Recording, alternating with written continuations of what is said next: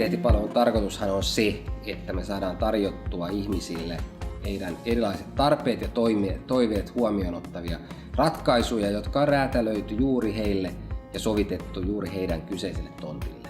Meidän asiakkaillahan on hyvinkin erilaisia makuja ja mieltymyksiä, mitä tulee rakennuksen arkkitehtuuriin, tämmöisistä hieman perinteisemmistä, hyvinkin moderneihin. Mutta tämä ei ole meille minkäänlainen ongelma, että meidän kautta onnistuu kyllä molemmat ja oikeastaan ihan mitä tahansa siltä väliltäkin.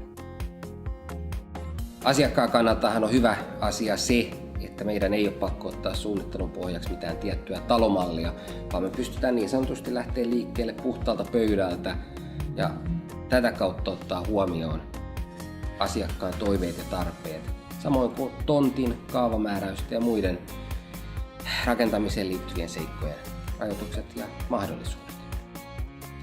Monien valmistelutehtaiden ongelmahan on nimenomaan se, että heillä on tarjota tietynlainen mallisto, joita on suunniteltu siten, että ne sopii tosi monelle tontille, mutta totuushan on se, että sellaisinaan erityisesti ne ei sovi yhdellekään tontille täysin.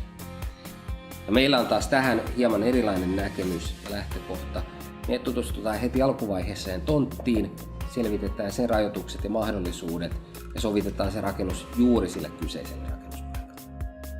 Meidän talojen valtteja on korkea laatu, kestävyys, hyvä ja terveellinen sisäilmahan löytyy vakiona ja meidän pitkä kokemus, samoin kuin meidän kehittyneet puuntyöstötekniikat mahdollistaa halutun kaltaisen lopputuloksen ja pienimmätkin tarkat detaljit.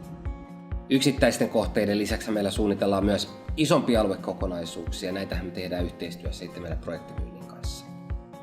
Ja Suomihan on meillä päämarkkina-alue, mutta esimerkiksi Keski-Eurooppaan vienti on ollut aika kovaa viime vuosina ja siellä tykätään tosi paljon honkatalojen laadusta ja suomalaisesta designista. Älkää epäröikö ottaa yhteyttä meihin, suunnitellaan ja toteutetaan teille yhdessä unelmienne talo.